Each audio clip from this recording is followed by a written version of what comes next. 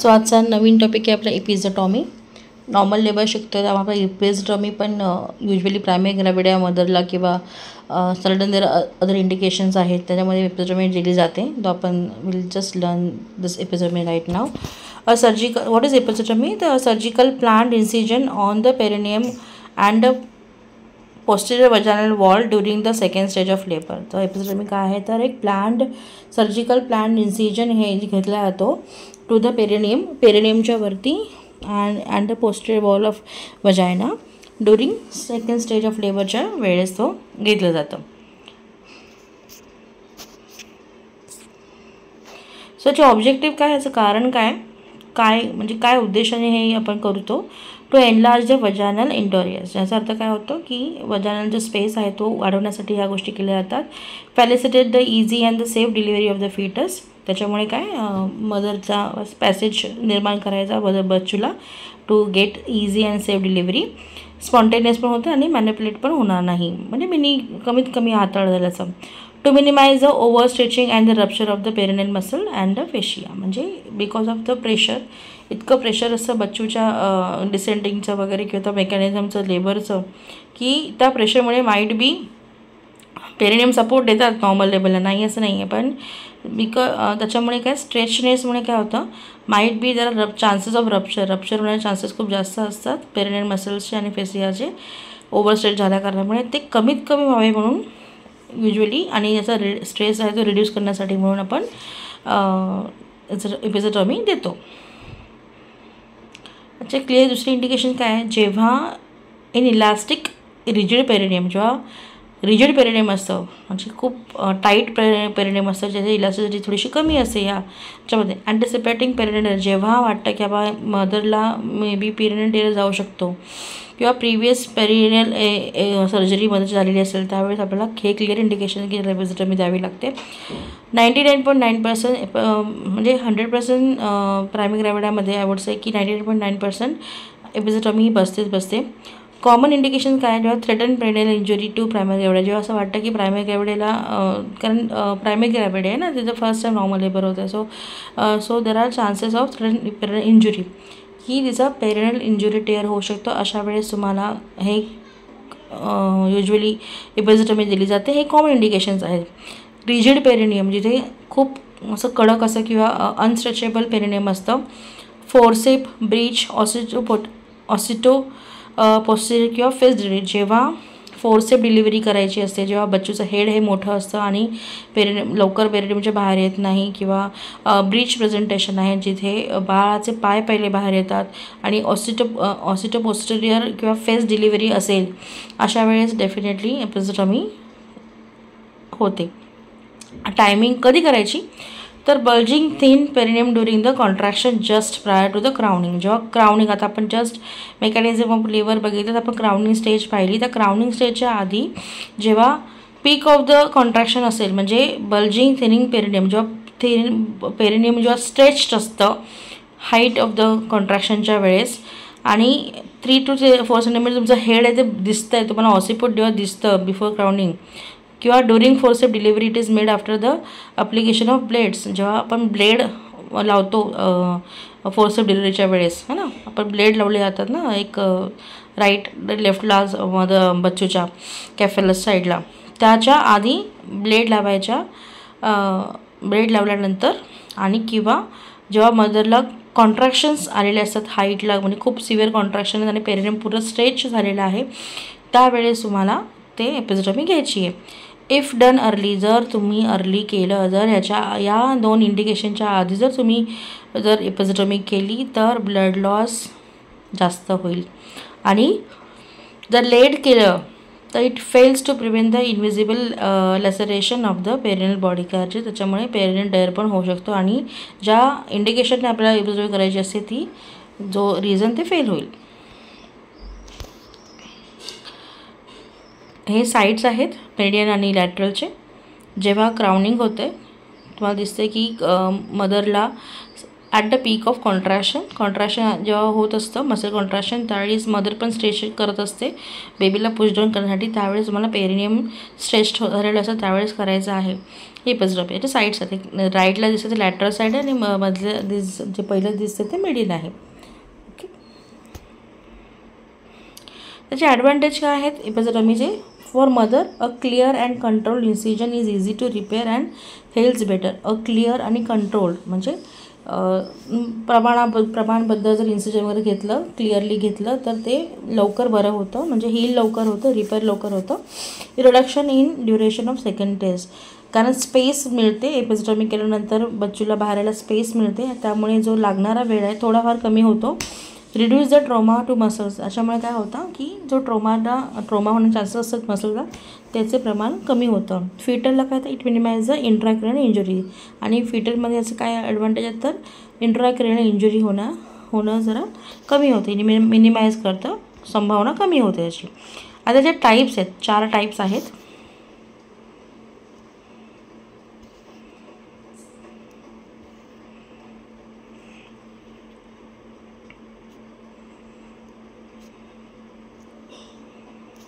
याचे 4 टाईप आहेत ते बघूया.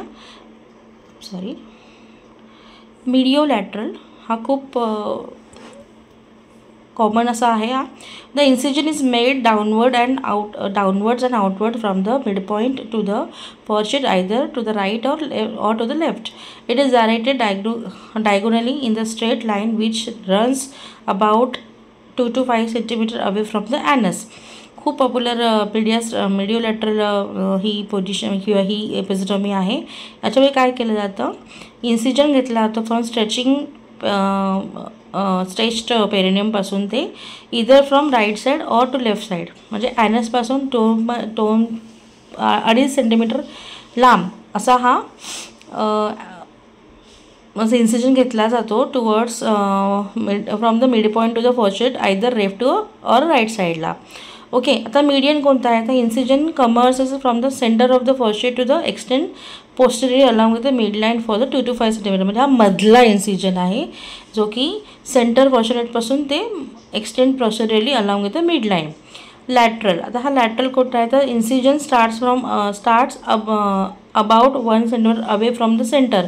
तो फॉरशेट सेंटर आहे त्याच्यापासून थोडंसं लांब, म्हणजे 1 सेंटीमीटर थोडंसं लांब ठेवून आणि एक्सटेंड केलेला असतो. At has gone many drawbacks, mostly या इन्सिजनला खूप सारे ड्रॉबॅक्स मिळतात, म्हणून मोस्टली कोणी आणि there could be a chances of Bartholin डक्टला इंजुरीसुद्धा होऊ शकते या लॅटरल इन्सिजनमुळे, त्यामुळे मोस्टली हा अवॉइडेबल असतो.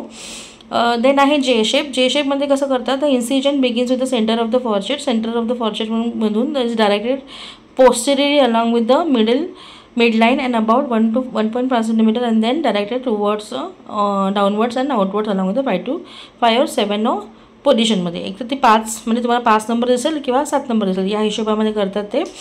पुन्हा मिडलाईन फॉरशेटमधूनच सेंटर ऑफमधूनच करतात आणि 1.5 सेंटीमीटरच्या अंतरावरती ते इन्सिजन घेतात. पुन्हा मग डाऊनवर्ड साईडला ते वळतं. पिक्चरमध्ये आपण समजून घेऊया, ठीक आहे.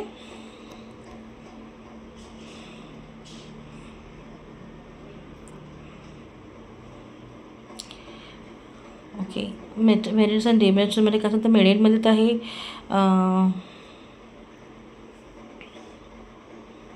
मीडियन जो इन्सिजन आहे हा मोस्ट कॉमनली बघितला तर आणि मीडियोलॅटरल या दोघीपैकी याचे आपण ॲडव्हान्टेज डिसएडव्हान्टेज बघूया. की मीडियन इन्सिजनमध्ये the muscles are not cut, त्याच्यामध्ये काय मसल्स कट होत नाहीत. ब्लड लॉस हा लिस्ट असतो, कमीत कमी असतो. रिपेअर पण खूप इझिली होतं. Post operative comfort is maximum in median incision. Healing is superior. Then wound disruption is rare आणि dyspareunia is also been rare, म्हणजे कमीत कमी ब्लड लॉस होतो. वुंड डिस्ट्रप्शन म्हणजे इन्फेक्शनचे किंवा फुटण्याचे प्रमाण खूप कमी असतात. हिलिंग खूप लवकर असतं. पोस्ट ऑपरेटिव्ह मदर ही खूप कम्फर्टेबली म्हणजे वावरू शकते. रिपेअर पण लवकर होतं आणि ब्लड लॉस पण लवकर होतो. आता मीडियोलॅटरलला काय होतं त्याचे काय फायदे बघूया. Relatively safety from rectal involvement from the extension. आता तुम्ही बघू तर मीडियनचं कसं असतं, आपण पेरिनियममधून डायरेक्ट खालच्या बाजूला घेतो आणि तिथून आपलं एनएस पण जवळ असतं. पण रिलेटिव्हली मेडिओलॅटरलमध्ये कसं होतं की आपण एनएसपासून 2.5 सेंटीमीटर अवे आहोत, त्यामुळे एनएसच्या जवळ नाही आहे आणि रेक्टल इन्व्हॉल्वमेंटसुद्धा नाही आहे. If necessary the incision can be extended. जर तुम्हाला वाटलं तर एपिझोटॉमीचा इन्सिजनसुद्धा आपण वाढवू शकतो, जर इन केस डिलिव्हरी होण्यासाठी जर काही डिफिकल्टी आल्या तर. त्याचे डिमेरिट्स काय आहेत बघूया आपण मेडियन इन्सिजनचे. तर एक्सटेन्शन केल्यानंतर if occurs may involve the rectum, कारण रेक्टम जवळ आहे, खाली रेक्टमच आहे, तो कधी कधी एक्सटेन्शन जर झालं याचं इन्सिजन तर रेक्टम पण इन्व्हॉल्व होऊ शकतं. Not suitable for manipulate delivery. जेव्हा आपण मॅनिप्युलेट करायचे चान्सेस असतात, or in abnormal presentation or position. Median incision हा अबनॉर्मल प्रेझेंटेशनसाठी सुटेबल नाही आहे. ओके, तर याचे अजून दुसरे काही फायदे आहेत का. Position of the tissue is not so good. Blood loss is little more in later position. Post operative discomfort is more. Relatively increase the incidence of wound disruption, म्हणजे वुंड हिलिंग नाही होत, फुटते किंवा अपसेस वगैरे रप्चर होणं असं वगैरे. Okay, आणि डिस्प्लेनरिया is comparatively मोर, म्हणजे जिथे अनकम्फर्टेबल आहे डिस्प्लेनरिया होऊ शकतं अशा गोष्टी. आता जे टाईप्स जे आपण डिस्कस केले ना आता, मेडियन, मेडिओलॅटरल, जे शेप आणि लॅटरल. आता ABCमध्ये तुम्ही बघा. ओके, ABCमध्ये बघा, एमध्ये मेडियन आहे जे स्ट्रेट कट आहे. ओके, बी मध्ये दिसते मेडिओलॅटरल जे मधून स्टार्ट झाले आणि it goes to the right side ना, लाईटला गेले. आणि नंतर C शेप आहे, जे शेप आहे जो की मिडलमध्ये कट करून 1.5 मग पुन्हा तो लेफ्टला गेलेला आहे किंवा लॅटरल साईडला गेलेला आहे, दॅट इज युअर जे शेप.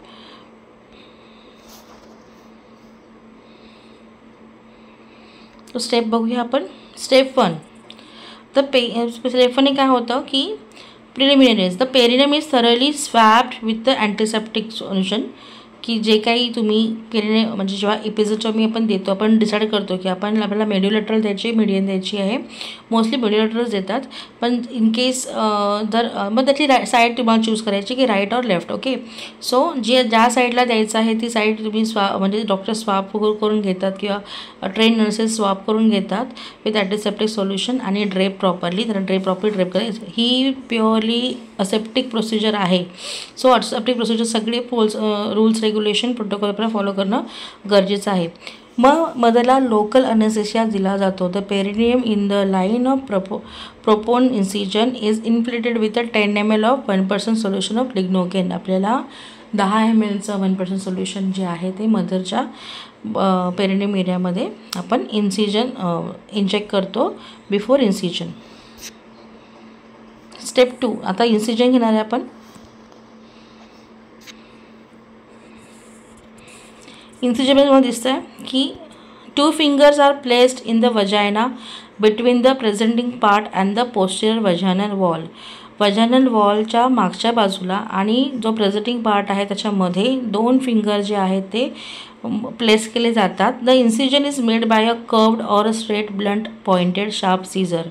ओके, कर्व्ड सीझरने केलं जातं, शार्प ब्लंट सीझरने, किंवा मग स्ट्रेट ब्लंट पॉइंटेडची सीझर जी असेल ती त्या सीझरने तुम्हाला इन्सिजन घ्यायचं आहे. 1 blade of which is placed inside in between the fingers and the posterior vaginal wall and the other on the skin. म्हणजे दोन्ही म्हणजे कैची जसं आपण पकडतो ना, तर त्या कैचीच्या मध्ये मदरचं पोस्टेरियर वजायनल वॉल हे आलं पाहिजे. The incision should be made at the height of an uterine contraction. Incision जे आहे ते युटराइन कॉन्ट्रॅक्शन जेव्हा मदरला येतं, जेव्हा height of the internal contraction असेल त्यावेळी पेरिनियम स्टेज पण जास्त होतो. When an accurate idea to extend the incision can be better जज फ्रॉम द स्ट्रेच पेरिनियम. त्याच्यामुळे काय होतं, तुम्हाला एक्झॅक्ट आयडिया येते, अक्युरेट आयडिया येते की इन्सिजन किती एक्सटेंड लेवलला घ्यायचं आहे, कारण त्यावेळी पेरिनियमसुद्धा स्ट्रेच झालेला असतो.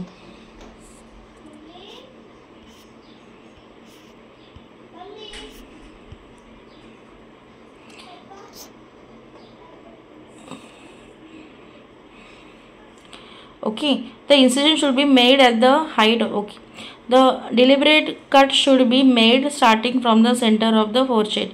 जो आपला स्टार्ट कट मिड पॉईंट आहे फोरशेडचा तिथून सुरुवात करायची आहे. इधर you go to the lateral side, right or left, तुम्हाला राईट किंवा लेफ्ट साईडला जाऊन तो कट करायचा आहे. इट इज डायरेक्टेड डायग्नोली तिरकस जायचं आहे, इन अ स्ट्रेट लाईन, तिरकस जायचं आहे म्हणजे कोणात जायचं आहे डायगोनलवरून, आणि स्ट्रेट लाईन द्यायची आहे. पण तुमच्या ॲनसपासून, मदरच्या ॲनसपासून ते 2.5 सेंटीमीटर तरी लांब हवं. The incision ought to be adequate to serve the purpose for which it is been made.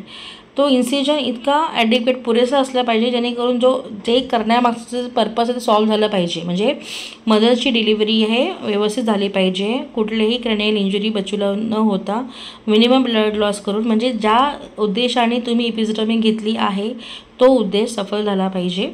The bleeding is usually not sufficient is to use artery forceps unless the operation is done too early or the perineum is thick.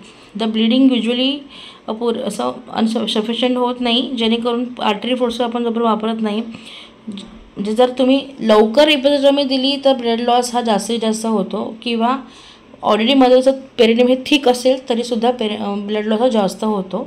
So वेळेमध्येच तुम्हाला हे एपिझोटॉमी करणं गरजेचं आहे.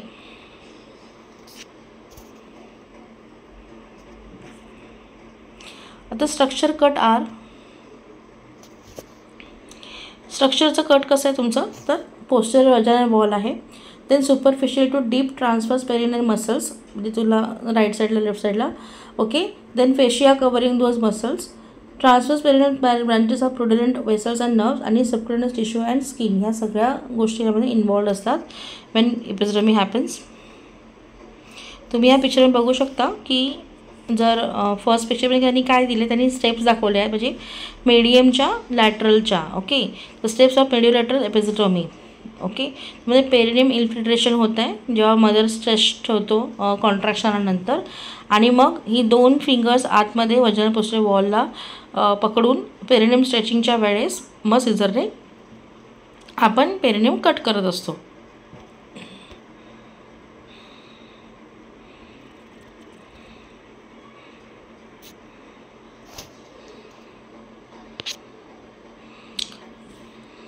पिक्चरमध्ये पण same दिलेलं आहे exactly की कसं काही कसे क्लिअर केल्यानंतर हे मीडियन स्टिचचं आहे, हे लॅटरलचं आहे. Diagrammatic representation of the structure to be cut in different types of episiotomy, हे बघून घ्या नंतर. Now timing of repair. रिपेअरचं टायमिंग काय आहे, तर the repair is done soon after the expression of placenta. बच्चू आउट झाल्यानंतर आपण इव्हॅक्युएट करतो प्लॅसेंटा मेम्ब्रेन, ते झाल्यानंतर लगेचच आपल्याला त्याला रिपेअर करायला घ्यायचं आहे. If the repair is done prior to that disruption of the wound is inevitable if subsequent manual removal of expression of the genital tract is needed. जर तुम्ही प्लॅसेंटा आउट होण्याच्या आधी जर रिपेअर करायला घेतली एपिझोटॉमी, तर एखाद्या वेळी जेव्हा मॅन्युअल रिमूव्ह केलं जातं एखादा प्लॅसेंटाचा भाग किंवा मेम्ब्रेन जेव्हा आपण चेक करत असतो, तर हे पुन्हा एक्सप्लोरेशन जेव्हा जेनायटल ट्रॅक जेव्हा एक्सप्लोर होतं त्यावेळी आपल्याला ह्या गोष्टी होऊ शकत नाही, घडू शकत नाही. Oozing during this period should be control by the pressure with a sterile gauze swab and bleeding by the artery forceps. जेव्हा एपिझोटॉमी करतो ह्या प्रोसेसच्या वेळेस जेव्हा तुम्ही स्टिचिंग करत असता किंवा रिपेअरिंग करत असता त्यावेळेस जे काही ओझिंग होतं हे तुम्हाला कंट्रोल करायचं आहे by pressure giving by the sterile gauze piece.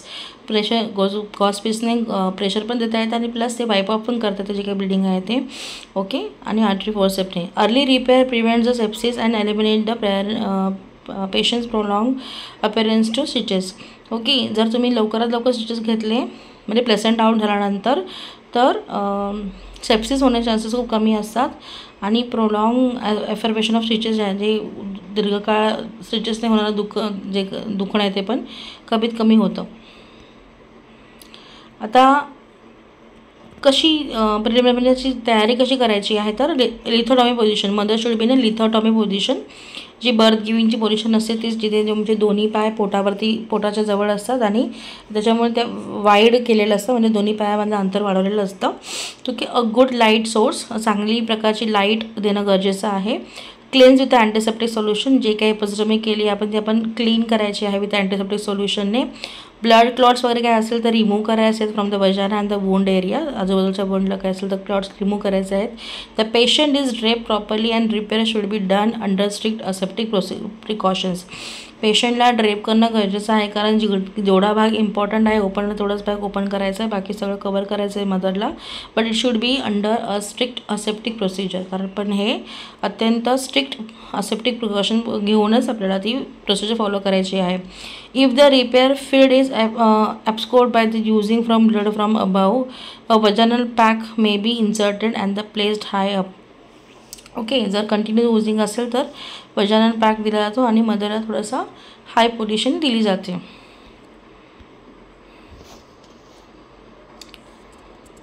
आता रिपेअर हे नेहमी 3 लेअरमध्ये केलं जातं. एक तर डन इन 3 लेअर आणि principles we follow are perfect haemostasis to obliterate the dead space and the suture without tension. Okay, haemostasis perfect करायचं आहे, नंतर ऑब्लिरेट डेड स्पेस काढून नंतर मग सुचर जे घ्यायचे आहेत ते विदाऊट टेन्शन घ्यायचे आहेत, म्हणजे कुठेही प्रेशर नाही आलं पाहिजे. टेन्शन म्हणजे आपलं टेन्शन नाही आहे, ते मसल टेन्शन्स जेव्हा आपण घेतो त्यावेळेस. The repair is to be done in following order.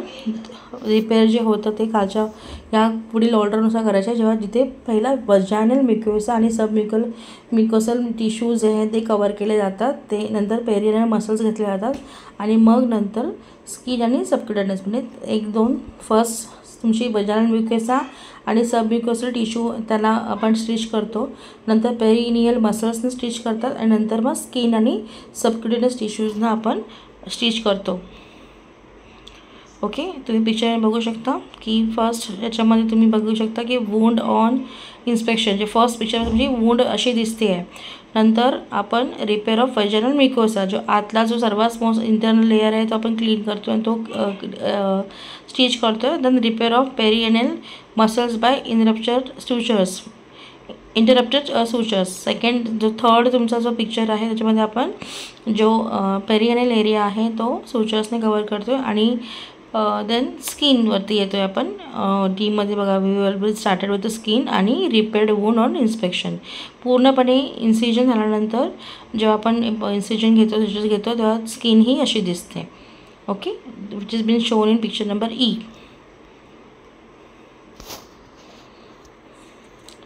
आता रिपेअरच्या स्टेप्स काय आहेत तर वजायनल म्युकोसा आपण जे आता बघितलं पिक्चरमध्ये तेच आहे. तर vaginal mucosa is sutured first. The first suture is placed at or just about the apex of tear. जिथून टियर आपण घेतलेला असो, म्हणजे मिड पॉईंट आहे त्याच्या वरच्याच बाजूला अपेक्स आहे जो वजायनलचा, तिथे हे पहिले जो वजायनल म्युकोसा तो पहिला स्टिच केला जातो. Thereafter the vaginal walls are apposed by the interrupted sutures. Okay, with polyglycolic acid suture Dexon. हे याच्यामध्ये तुम्हाला सांगितलं की कोणतं सुचर वापरायचं आहे. क्रोमिक कॅटगट वगैरे आहे, हे सगळं त्यांनी सांगितलेलं आहे. The suture should be include the deep tissues to obligate the dead space. Okay, तर सुचरमुळे काय होतं, deep tissues to obliterate the dead space करण्यासाठी करणं गरजेचं आहे. A continuous suture may cause puckering and shortening of the posterior vaginal wall. जर continue suture आपण घेतलं तर वजायनलचं पकरिंग होऊ शकतं, म्हणजे खाज येऊ शकते किंवा कमी होऊ शकतं आणि पोस्टेरियर वजायनल वॉल जो आहे तो शॉर्ट पण होऊ शकतो. Care should be taken not to injure the rectum. Please make sure की जो कोणी इपिझोटॉमीमध्ये सिजर घेणार आहे की रेक्टमला काही इंजुरी ही नाही झाली पाहिजे. ओके, नाव पोस्ट ऑपरेटिव्ह केअरमध्ये आपल्याला काय करायचं आहे तर ड्रेसिंग खूप गरजेचं आहे. खूप दुखत असतं, इपिझोटॉमी ही आपल्या खूप नाजूक भागावरती गेलेली असते, त्यामुळे थोडं पेन हे खूप असतं.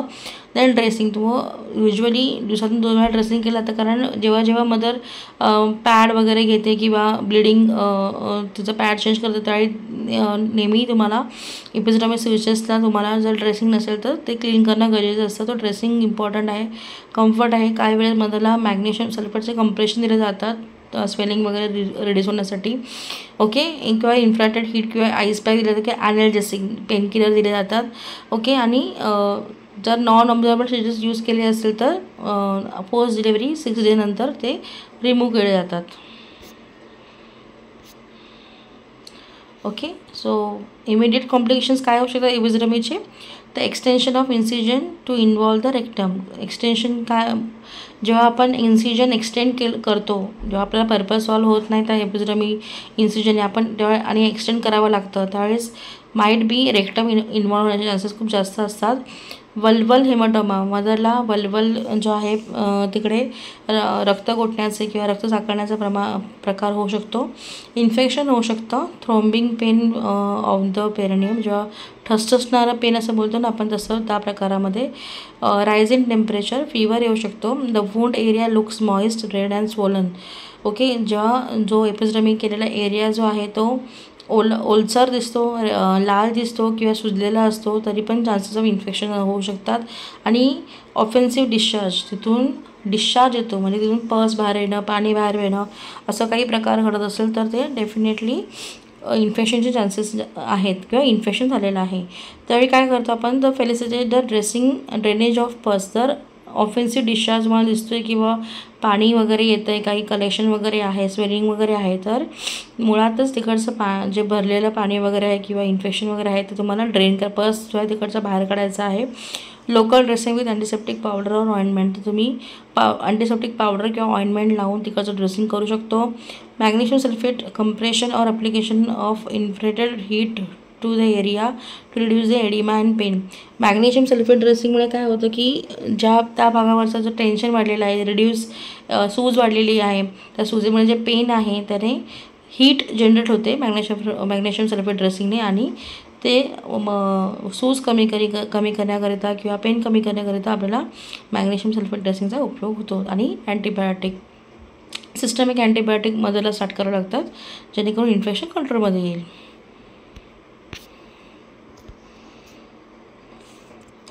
सो वुंड आपल्याला ॲनालिसिस करणं गरजेचं आहे. Injury to anal sphincter causing incontinence of flatus or Fisher's.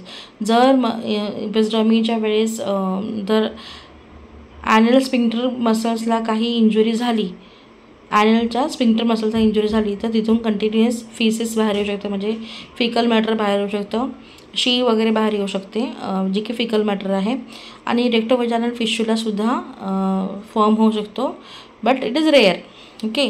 But necrotising fasciitis म्हणजे हे खूप रेअर कंडिशन आहे जेव्हा नेक्रोडायझिंग होतं in a woman who is diabetic or immunocompromise. जर मदर डायबेटिक असेल किंवा इम्युनोकॉम्प्रोमाइज असेल तर नेक्रोडायझिंग फॅसिलिटीज असं सुद्धा होऊ शकतं, विच इज व्हेरी रेअर.